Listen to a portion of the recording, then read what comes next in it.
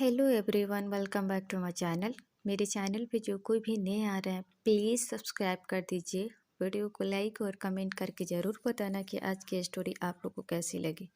तो चलिए स्टोरी शुरू करते हैं। पिछले पार्ट में हमने देखा था वांगजी और लैन सिचेन सभी के साथ जियांग मैंसन गए थे। वांगजी जियांग मैंसन इसलिए गया था क्योंकि वो विंग को वापस लैन मैंसन में लाना चाहता था, लेकिन ये बात जियांग सैमियान मानने को तैयार नहीं थे। इसलिए उन्होंने वांगजी से एक शर्त रखी थी कि अगर विंग अपने मर्जी से वांगजी के साथ जाना चाहता है तभी वो विंग को वांगजी के साथ जाने देंगे। जियांग सैमियान की बात सुनकर वांगजी कुछ नहीं कहता है। वांगजी सीधे विंग के रूम में जाकर देखता है तो विंग बेड पर बैठकर अपनी फेस को दोनों घुटनों के बीच में छुपाकर रो रहा था। वांगजी विंग के पास जाता है और उसे समझाने की कोशिश करता है कि वो लैन मैंसन वापस चले, क्योंकि विंग के वजह से जियांग च्यांग और लैन सिचेन दोनों एक नहीं हो पा रहे हैं, क्योंकि उसके डैड नहीं चाहते कि जियांग च्यांग लैन सिचेन के साथ लैन मैंसन जाए। विंग वांगजी की बात सुनकर वांगजी की तरफ देखने लगता है जैसे वो वांगजी की बातों को कुछ समझ नहीं पा रहा हो। अब वांगजी को समझ आ जाता है कि विंग उसे ऐसे क्यों देख रहा है। तभी वांगजी कहता है, हाँ विंग, ब्रदर ने और जियांग चैंग दोनों एक दूसरे से मैरिड है। वांगजी की बात सुनकर विंग शॉक हो जाता है, क्योंकि उसे तो ये बात पता ही नहीं थी। वो भी तो इसी मेंशन में था, पर उसे ये बात कैसे पता नहीं चली। विंग को इस वक्त जियांग चैंग पर बहुत गुस्सा आ रहा था, लेकिन वो अपने गुस्सों को एक तरफ करते हुए वांगजी को देख रहा था। वांगजी अपनी बात को पूरा करते हुए कहता है, विंग, याद है तुम्हें जब तुम हॉस्पिटल में थे, गगा तुमसे मिलने आए थे और जियांग चैंग भी यही था। वो दोनों पहले से मैरिड थे। जियांग चैंग और ब्रदर दोनों एक दूसरे को हक करते हुए तुम्हारे डैड ने देख लिया था।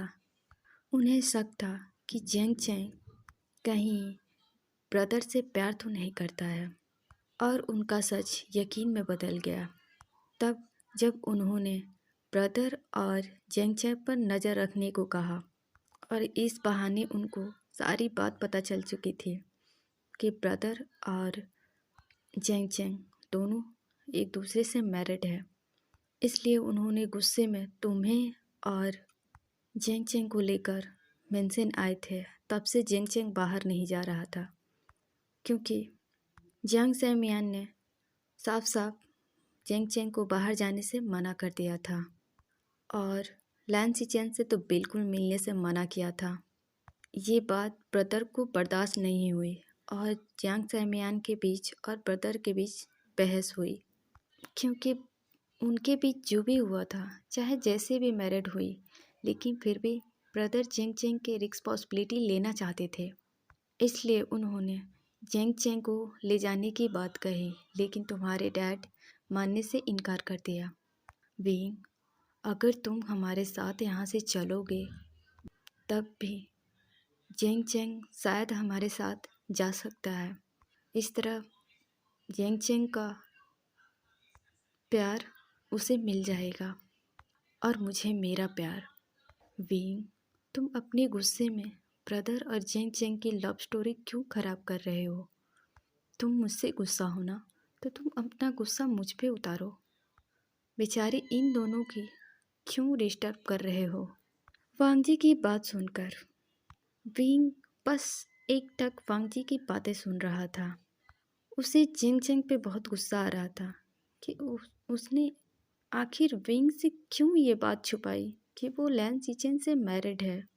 विंग अपने मन में सोचता है, अगर वो जियांग चैंग से मिलता है तो वो सबसे पहले उसे बहुत मारेगा, क्योंकि उसकी हिम्मत कैसे हुई कि अपनी शादी के बारे में विंग से छुपाने की, और ये भी छुपाने की कि वो ब्रदर से प्यार करता है।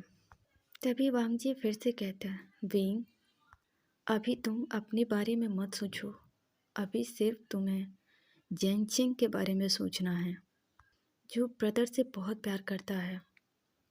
हाँ, विंग को याद आता है कि उसका भाई कुछ दिनों से उदास लग रहा था, लेकिन विंग अपने गम में इतना डूब गया था कि उसे आसपास क्या हो रहा है उसे दिखाई ही नहीं दिया। उसका भाई इतने दिनों से परेशान था, शायद किसी बात को लेकर, लेकिन विंग ने पूछा ही नहीं कि वो उदास क्यों है। अब विंग के आंखों में आंसू आ रहे थे। वांगजी फिर से कहता है, विंग, तुम लैंड मेंशन वापस चलो विंग। मैं जानता हूँ कि तुम मुझसे नाराज हो, पर इसका मतलब ये तो नहीं कि तुम मुझसे दूर रहो। तुम्हें मुझसे सजा देनी है, मुझे सजा दो, लेकिन मुझसे दूर मत जाओ विंग। प्लीज़, तुम मुझसे खुद को दूर मत करो। आखिर मुझे किस बात की सज़ा दे रहे हो? तुम मुझे सज़ा देने के चक्कर में खुद को भी सज़ा दे रहे हो।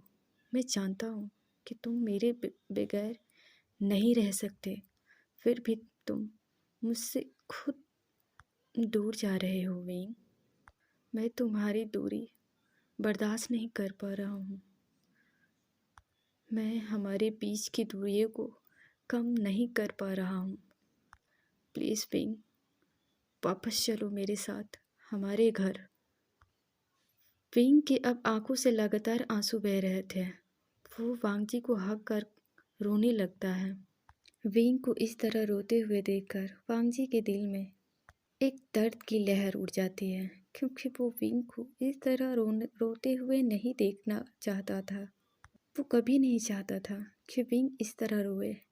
वांगजी विंग को सर को सहलाने लगता है ताकि विंग चुप हो जाए, लेकिन विंग बहुत रो रहा था। वांगजी विंग को रोने देता है। वांगजी विंग को सर सहलाते हुए कहता है, विंग, तुम मेरे सामने इस तरह रोओगे तो मैं ज़्यादा देर खुद को नहीं रोक सकता। विंग, मेरे अंदर भी दर्द छुपा है। मैं नहीं चाहता कि वो तुम्हारे सामने आए। विंग, तुम खुद को संभालो। मैंने इतने दिनों से तुम्हें यहाँ इसलिए छोड़ा था ताकि तुम खुद को संभाल पाओ। विंग, मैं चाहता हूँ तुम जल्द से जल्द नीचे आओ। वांगजी अपने आप से विंग को दूर करता है और बाहर निकल जाता है, क्योंकि वो विंग के सामने रोना नहीं चाहता था। जो दर्द वांगजी के अंदर दबी हुई थी वो विंग के सामने नहीं निकालना चाहता था। वांगजी विंग के सामने अपने दर्द को कभी दिखाना नहीं चाहता था। अगर वांगजी वहाँ और टाइम रुकता तो वो खुद को कंट्रोल नहीं कर पाता, इसलिए वांगजी वहाँ से चला गया। अब हमें दूसरे तरफ का सीन दिखाया जाता है। लैन सिचेन चुपचाप बैठे हुए थे और जियांग सैमियन गुस्से में लैन सिचेन को घूर रहे थे। जियांग सैमियन के ऐसे घूरने की वजह से जियांग चैंग लैन सिचेन अनकंफर्टेबल हो रहे थे, क्योंकि वो जानते थे उन दोनों ने जो भी किया वो गलत था। इसका मतलब ये तो नहीं कि वो उन दोनों को अलग ही कर दे। यही सब लैन सिचेन अपने मन में सोच रहे थे। तभी जियांग सैमियन गुस्से में कहते हैं, अब तुम कुछ बोलोगे भी या ऐसे ही चुप रहोगे? तुम दोनों भाई मेरे दोनों ओमेगा बेटों के पीछे क्यों पड़े हो? क्या तुम दोनों को इस दुनिया में मेरे ही बेटे मिले थे? बेचारा मेरे दो मासूम बच्चे तुम लोगों की जाल में कैसे फंस गए? एक माफिया है और दूसरा उससे भी बड़ा माफिया। दोनों भाई एक जैसे हैं। दूसरों की मर्डर करना और गुस्से पे कंट्रोल नहीं करना। जियांग सैमियन की बात सुनकर लैन सिचेन को अब गुस्सा आ रहा था, लेकिन वो अपने गुस्से को दबा रहे थे, क्योंकि वो इस तरह जियांग सैमियन के सामने अपने गुस्से को नहीं दिखा सकते थे। वो जानते हैं कि जियांग सैमियन उन दोनों भाइयों को नहीं पसंद करते हैं, स्पेशली वांगजी को। वांगजी तो जियांग सैमियान को बिल्कुल पसंद नहीं था। जियांग सैमियान इसलिए बर्दाश्त करते थे क्योंकि विंग वांगजी से प्यार करता था। अब उनका दूसरा बेटा भी लैन सिचन से प्यार में गिर पड़ा था। वांगजी जब नीचे आता है तो इन दोनों को एक दूसरे को घूरते हुए देखता है। वो देखता है कि कैसे जियांग सैमियान उसके ब्रदर को घूर रहे थे और लैन सिचेन जियांग सैमियान को घूर रहे थे। दोनों एक दूसरे को घूरने में बिजी थे। जब वांगजी उनके पास पहुंचता है तभी उन दोनों की नज़र वांगजी पर जाती है जो उनके पास आ रहा था। तभी वांगजी लैन सिचेन की तरफ देखकर कहता है, ब्रदर, मुझे इम्पोर्टेंट काम है इसलिए मुझे जाना होगा। मैं चाहता हूँ आप विंग को अपने साथ लैंड मेंसर सेफ्टी से ले जाएं। मैं चलता हूँ। तभी सुइयांग वांगजी के साथ वेन्निंग और सोंगलैन ये तीनों एक साथ निकल जाते हैं और लैन सिचेन जेंग चेंग को रेडी होने को कहता है।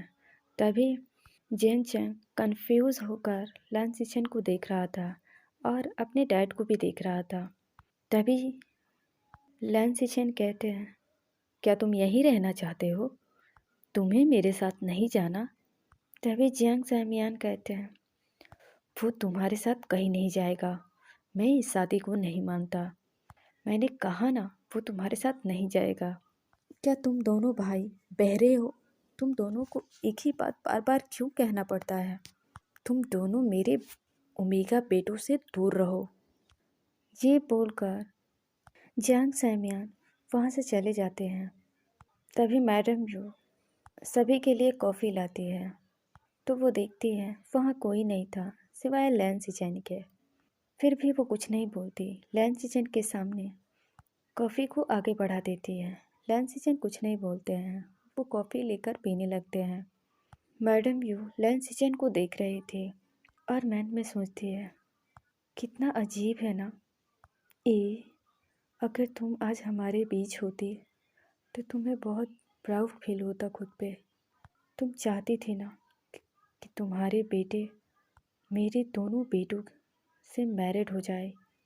देखो ना, आज मेरे दोनों बेटे तुम्हारे बेटे से मैरिड हैं। तुम सच कहा करते थे। मुझे तो वांगजी और विंग के बारे में पता था क्योंकि वो दोनों बचपन से प्यार करते थे। लेकिन आज लैन सिचेन और जेंग चेंग ये मेरे दोनों बच्चे आज से तुम्हारे दोनों बेटों को ख्याल रखेंगे क्योंकि तुम हमेशा से चाहती थी कि मैं अपने दोनों बेटों की शादी तुम्हारे दोनों बेटों के साथ करूं। तो देखो ना, आज डेस्टिनी ने इन चारों को एक दूसरे से मिला ही दिया।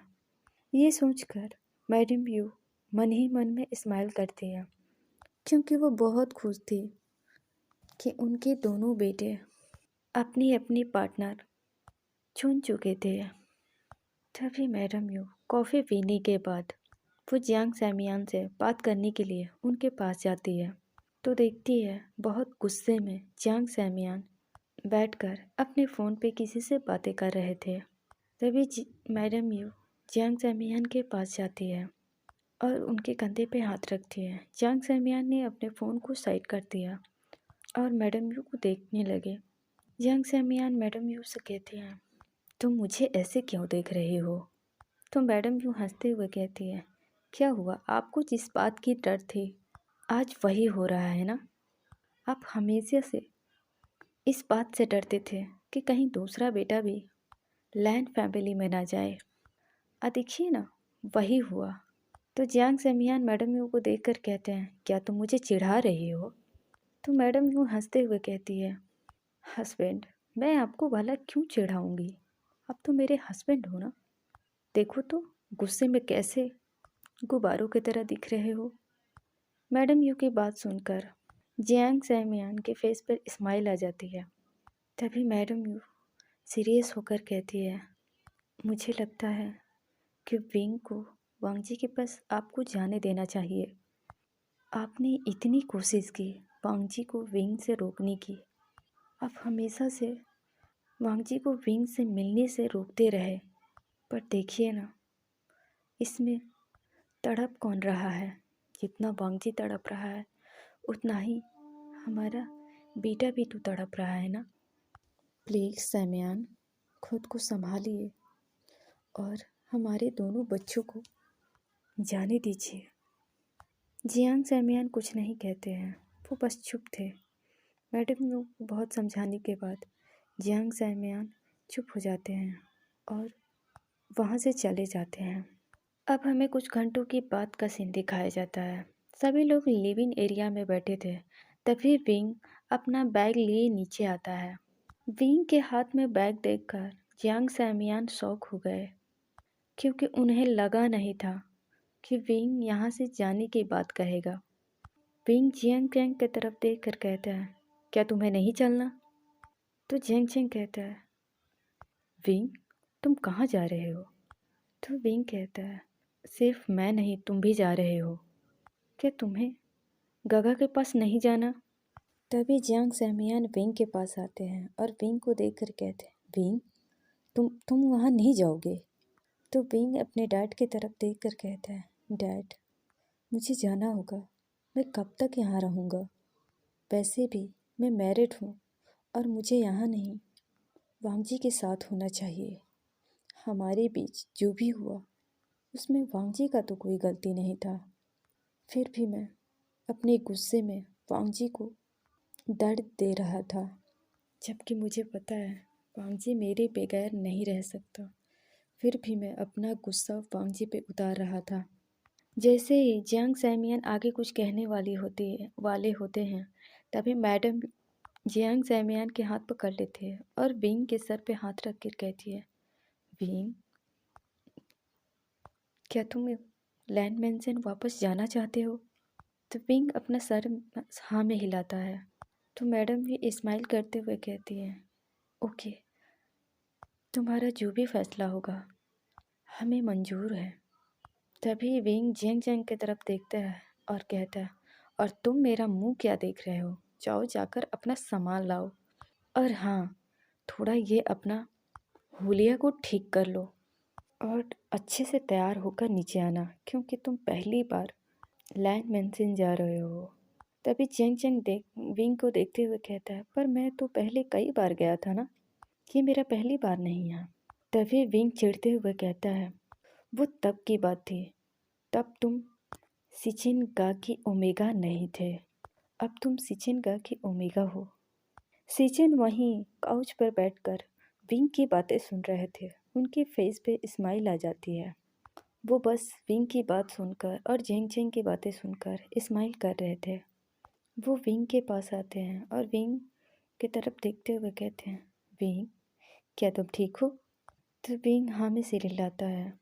तो लैन सिचेन विंग को देखकर कहते हैं, विंग तुम पहले से कितना वीक हो चुके हो, क्या तुम्हारा किसी ने ख्याल नहीं रखा? तभी जियांग सैमयान लैन सिचेन की तरफ घूर कर देखते हैं। तो तुम कहना क्या चाहते हो कि हम लोगों ने अपने बेटे के ख्याल नहीं रखा? तो लैन जियांग सैमयान की तरफ लैन सिचेन देख कर कहते हैं, मैंने ऐसा तो नहीं कहा। तभी मैडम इन दोनों की बात सुनकर कहती है, अब बस भी करो, अब आप बच्चों से कितना लड़ेंगे? तभी जियांग सैमयान मैडम यू को उंगली दिखाते हुए कहते हैं, यू तुम मेरे साइड से हो या इनके साइड से? तुम हमेशा इन दोनों भाइयों की पक्ष क्यों लेती हो? तभी मैडम यूँ हंसते हुए कहती है, क्योंकि ये दोनों मेरे बच्चे हैं। तो जियांग सहमियान कहते हैं, तुम्हारा कुछ नहीं हो सकता, और वो काउच पर जाकर बैठ जाते हैं। जियांग चेंग वहीं खड़ा होकर अपने डैड को देख रहा था। तभी मैडम यू जियांग चेंग के पास जाती है और कहती है, जाओ जाकर तैयार हो जाओ और तैयार होकर नीचे आओ, तुम्हें जाना भी तो है ना। जियांग चेंग बहुत हैप्पी था। क्या वो सच में लैंड मैंशन जा रहा है, वो भी हमेशा के लिए? अब हमें कुछ देर बाद का सीन दिखाया जाता है। Jiang Cheng Wing Land mansion आ चुके थे। जैसे ही विंग लैंड मैंशन में एंटर करता है, तभी ग्रैंड मदर की नज़र विंग पे जाती है। वो जल्दी से विंग के पास आती है और विंग को हग करते हुए कहती है, विंग तुम ठीक हो ना? देखो तो कितना वीक हो गए हो। क्या तुम अपना ख्याल नहीं रखते हो? तभी विंग कहता है, ग्रैंड माँ मैं ठीक हूँ। तभी किचन से मैडम लैन आती है तो देखती है वहाँ सभी लोग विंग के पास थे और विंग से बातें कर रहे थे। वो भी दौड़ी हुई विंग के पास आती है और विंग को देखने लगती है और कहती है, विंग क्या तुम अपनी मॉम से नहीं मिलोगे? तभी विंग मैडम लैन को देखकर हक कर लेता है। कहता है, मॉम मैंने आपको बहुत मिस किया। मैडम लैन स्माइल करते हुए विंग के फेस पर हाथ रखते हुए कहती है, मैंने भी तुम्हें बहुत मिस किया। तभी उनकी नज़र जेंग जेंग पर जाती है। वो जेंग जेंग के पास जाती है और कहती है, तुम कैसे हो? जेंग जेंग थोड़ा डरते हुए कहता, वो मैं ठीक हूँ। क्योंकि जेंग जेंग को अच्छे से पता था कि उसके डैड को पता चलने के बाद इस मेंशन में सभी के उसके और सिचिन के बारे में पता चल चुका था और सभी चाहते थे कि जेंग जेंग इस मेंशन में आ जाए। लेकिन ये बात जियांग सैमियान मानने को तैयार नहीं थे। तो फाइनली तुम्हारे डैड मान गए। विंग हंसते हुए कहता है, कैसे नहीं मानते? वो भी तो हमसे ही प्यार करते हैं ना। विंग की बात सुनकर सभी हंसने लगते हैं। विंग के आने से लैन मेंशन की खुशियाँ वापस आ चुकी थी। तभी ग्रैंडफादर कहते हैं, वो पहले से ज़्यादा वीक है, उसे अंदर जाने दो क्योंकि उसे आराम करना चाहिए। तभी सभी हाँ में सर हिलाते हुए कहते हैं, जाओ विंग जाकर आराम करो। विंग हमें सिर हिलाता है और अपने रूम की तरफ चला जाता है। विंग के आने से लैन मेंशन में एक खुशी का माहौल था। सभी लोग बहुत खुश थे। जेंग चेंग वहीं खड़ा था। तभी साओ सिचेन जिन चिंग के पास आता है और कहता है, चलो मैं तुम्हें ब्रदर के रूम में छोड़ देता हूँ। जेंग चेंग साओ सिचेन के साथ लैन सिचेन के रूम में चला जाता है। विंग जब अपने रूम में जाता है तो वो अपना रूम देखता है और अपने रूम को देखकर उसकी आंखों में आंसू आ जाते हैं क्योंकि वो इस रूम में हमेशा वांगजी के साथ रहा और ये रूम विंग को याद दिलाती थी उसके और वांगजी के रिश्तों के बारे में। ये रूम हमेशा याद दिलाती थी। विंग की इस रूम से काफ़ी सारी यादें थी और इस रूम में आते ही विंग को सुकून मिल रहा था। विंग उस रूम को हर जगह देखता है। सभी चीज़ अपनी अपनी जगह पे थी। अब विंग बेड पे जाके बैठ जाता है और वो अपने बीते पलों के बारे में याद करने लगता है। अब हमें शाम का वक्त दिखाया जाता है। सभी लोग डिनर कर रहे थे। विंग के लिए डिनर उसके रूम में ही भेज दिया गया था। विंग अपने रूम में ही डिनर करने के लिए बोल दिया था। सभी लोग डिनर करने के बाद अपने अपने रूम में चले जाते हैं। इधर वांगजी लैन मेंशन में आता है। वांगजी की आंखें इस वक्त रेड थी। शर्ट पे कई जगह ब्लड लगे हुए थे। शायद वांगजी ने विंग के कहे हुए शब्दों को शायद वांगजी विंग का गुस्सा कहीं उतार कर आया था। वांगजी अपने रूम की तरफ जाने लगता है। वांगजी गुस्से में अपने रूम की तरफ बढ़ रहा था। तभी लैन सिचेन की नज़र वांगजी पे जाती है, वांगजी के कपड़ों पे जाती है। तो लैन सिचेन जल्दी से जाकर वांगजी को रोकते हैं और वांगजी को लेकर गेस्ट रूम में जाते हैं। लैन सिचेन वांगजी को डांटते हुए कहते हैं, वांगजी क्या तुम्हें खुद पर ध्यान नहीं है? तुम इस हालत में विंग के पास जाओगे? अरे देखो खुद की हालत क्या है। अगर तुम इस हालत में विंग के पास जाओगे तो और डर जाएगा। क्या तुम अपनी इस हरकत से विंग को डराना चाहते हो? अब जाकर लैन सिचेन की बात सुनकर वांगजी खुद पर ध्यान देता है तो देखता है उसके हर जगह ब्लड लगे थे। वांगजी एक गहरी सांस लेता है और लैन सिचेन की तरफ देखकर कहता है, सॉरी वो मुझे इस बात का ध्यान नहीं था। लैन सिचेन कुछ नहीं बोलते हैं। वो अपने रूम की तरफ जाते हैं और वहाँ से अपने हाथ में कुछ लेकर आते हैं। लैन सिचेन के हाथ में इस वक्त एक टी शर्ट और एक लोअर वो वांगजी को लाकर दे देते हैं और कहते हैं फ्रेश हो जाओ। वांगजी लैन सिचेन से कपड़े लेकर शावर लेने चला जाता है। शावर लेने के बाद वो रेडी होकर बाहर आता है। वांगजी जब बाहर आता है तभी लैन सिचेन वांगजी को देखकर कहते हैं, वांगजी तुम उसे मार क्यों नहीं देते? तुम उन लोगों को कब तक जिंदा रखोगे और इस तरह टॉर्चर करते रहोगे? इससे अच्छा उन्हें मार क्यों नहीं देते? तभी वांगजी गुस्से में कहता है, मैं उन लोगों को आसान मौत नहीं देना चाहता। मैं बस उन लोगों को तड़पा तड़पा कर मारना चाहता हूँ। उन लोगों की हिम्मत कैसे हुई मेरे विंग को टच करने की? उन लोगों ने सोच भी कैसे लिया कि वो लैन वांगजी की चीज़ों को हाथ लगाएंगे और लैन वांगजी उन्हें ऐसे जाने देगा? तभी लैन सिचेन कहते हैं, देखो वांगजी, हम ये बात ज़्यादा देर तक नहीं छुपा पाएंगे, क्योंकि तुम्हें अच्छे से पता है कि ग्रैंडफादर अपना पूरी पावर लगा चुके हैं सूसे को ढूंढने के लिए, और वो ढूंढ भी लेंगे। तो इससे पहले तुम उन लोगों को मार क्यों नहीं देते? अगर घर में किसी को भी पता चला, वो सारे तुम्हारे खिलाफ हो जाएंगे, क्योंकि तुम्हें पता है कि ग्रैंडफादर सूसे से कितना प्यार करते हैं।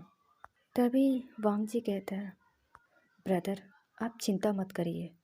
मैंने ग्रैंडफादर को कभी मैं ग्रैंडफादर को कभी भी सूसे तक पहुंचने नहीं दूंगा। मैंने सारे सबूत मिटा दिए हैं। किसी को नहीं पता कि सूसे और उसकी दोस्त कहाँ हैं, और ग्रैंडफादर तो उन्हें सिर्फ मुझ पे शक है।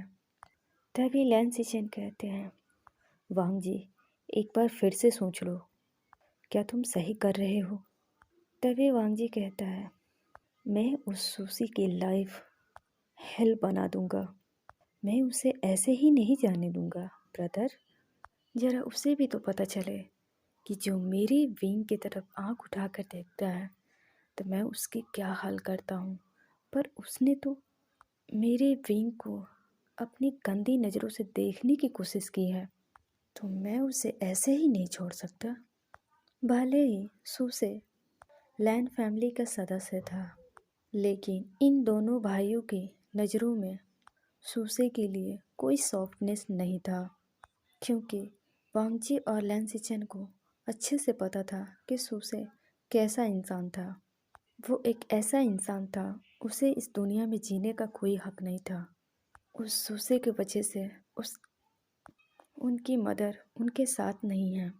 वो दोनों भाई एक गहरी सांस लेते हैं और अपने अपने रूम की तरफ चले जाते हैं। वो दोनों भाई एक साथ अपने अपने रूम की तरफ जा रहे थे। तभी वांगजी लैन सिचेन को देखकर कहता है, क्या जेंगचेंग आ गया है? तो लैन सिचेन स्माइल करते हुए कहते हैं, तो वांगजी कहता है, वैसे आप लोग का आज फर्स्ट नाइट है ना, तो आप अच्छे से एंजॉय करना। ये बोलकर वांगजी अपने रूम में चला जाता है।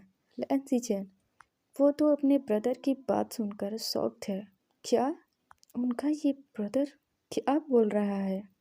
लैन सिचेन को अफसाय फील हो रहा था। वो भी अपने रूम की तरफ चले जाते हैं। वांगजी जब अपने रूम में आता है तो देखता है विंग वहाँ नहीं था।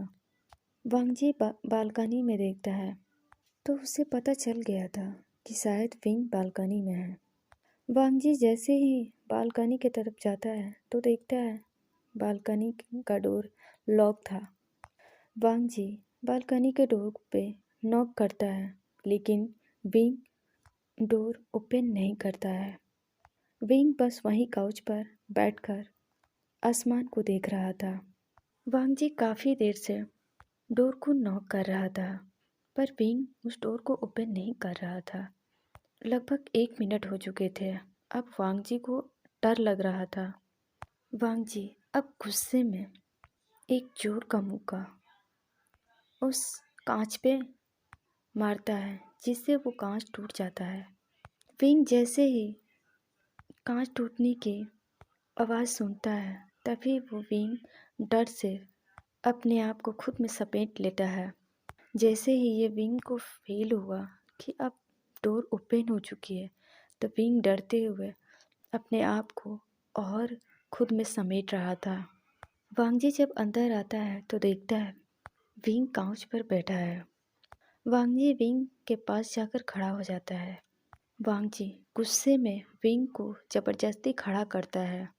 वांगजी गुस्से में विंग को बालकनी के रेलिंग पे पिन करके कहता है, तुम ये सब क्या कर रहे हो? आखिर क्यों? विंग इस वक्त वांगजी को नहीं देख रहा था। विंग के फेस दूसरी तरफ मुड़ी हुई थी क्योंकि विंग वांगजी को नहीं देखना चाहता था। वो अब भी वांगजी से गुस्सा था और वो इस तरह वांगजी को अब माफ़ नहीं कर सकता था। वांगजी गुस्से में विंग के फेस को दबाता है, विंग के फेस को पकड़ते हुए अपनी तरफ करता है और कहता है, मेरी तरफ देखो। विंग, मैंने कहा ना मेरी तरफ देखो। तुम इस तरह अपनी नज़रें मुझसे नहीं हटा सकते। अगर मैं तुमसे बात करूं तो तुम्हारी पूरी फोकस मुझ पे होनी चाहिए। विंग, आखिर क्या हुआ है? तुम मुझसे इस तरह दूर क्यों जाना चाहते हो? मेरी गलती क्या है? मुझे किस बात की सज़ा दे रहे हो? क्या तुम्हें किसी ने मुझ कुछ कहा है तो मुझे बताओ। विंग की आंखों में आंसू थे जो लगातार बह रहे थे क्योंकि विंग को वांगजी इतना बेबस दिखाई दे रहा था। विंग, तुम ये सब करके क्या हासिल करना चाहते हो? मेरी तरफ देखो, मैं तुमसे कुछ पूछ रहा हूँ, बताओ मुझे। विंग फिर भी कुछ नहीं कहता। विंग का इस तरह कुछ ना कहना वांगजी को और गुस्सा आ रहा था। वांगजी वहीं कांच पे एक जोर का पंच मारता है जिससे वो कांच टूट जाती है और वांगजी के हाथों में लग जाती है। अब वांगजी के हाथों से लगातार ब्लड बाहर आ रहे थे। विंग ये सब देखकर डर जाता है। वो डर से घबराने लगता है। विंग वांगजी के पास जाता है। विंग जैसे ही वांगजी को टच करने वाला होता है तभी वांगजी जल्दी से विंग को खुद से दूर कर देता है और कहता है, मुझसे दूर रहो। तुम जब तक मुझे ये बता नहीं देते कि मैंने किया क्या है तब तक तुम मेरे पास भी मत आना। ये मत भूलो कि ये चोट मुझे तुम्हारी वजह से लगी है। तुम्हें क्या लगता है कि मुझे तुम्हें उस हाल में देखकर मुझे दर्द नहीं हुआ? मेरे अंदर भी दर्द हुआ था तुम्हें उस हाल में देखकर कि तुम तुम कैसे बेजान की तरह पीठ पे पड़े हुए थे। क्यों किया? हाँ, खुद की जान लेने की क्या ज़रूरत थी तुम्हें? क्या तुमने एक बार भी मेरे बारे में नहीं सोचा? मैं जानता हूँ कि मेरे फैमिली ने तुम्हारे साथ बचपन में भी गलत किया, लेकिन क्या तुम्हें मुझ पे विश्वास नहीं है कि मैं तुम्हें प्रोटेक्ट करूँ? विंग, क्या तुम मुझ पे यकीन नहीं करते? क्या तुम्हें भी लगता है कि मैं तुम्हें सबसे प्रोटेक्ट नहीं कर सकता? विंग जैसे जैसे वांगजी की बातें सुन रहा था उसकी आंखों से लगातार आंसू बह रहे थे। विंग वहीं बैठकर जोर जोर से रोने लगता है। वांगजी विंग को फेस को अपने हाथ में लेता है और कहता है, विंग, मेरी गलती सिर्फ इतना थी कि मैं तुम्हें प्रोटेक्ट नहीं कर पाया। क्या तुम्हें भी लगता है कि जब बचपन में तुम्हारे साथ जो भी हुआ था उसका जिम्मेदार मैं हूँ? विंग, मैं तुमसे 1 महीने से दूर हूँ। मैं तुम्हें अपने पास रखने के लिए तड़प रहा था। मुझे दर्द हो रहा था। मैं एक दिन भी चैन से सोया नहीं हूँ क्योंकि तुमने मुझसे अपने सारे रिश्ते तोड़ लिए और मुझे अकेला छोड़ दिया यहाँ तड़पने के लिए। तुमने मुझे खुद से दूर कर दिया। तो चलिए गाइस, मैं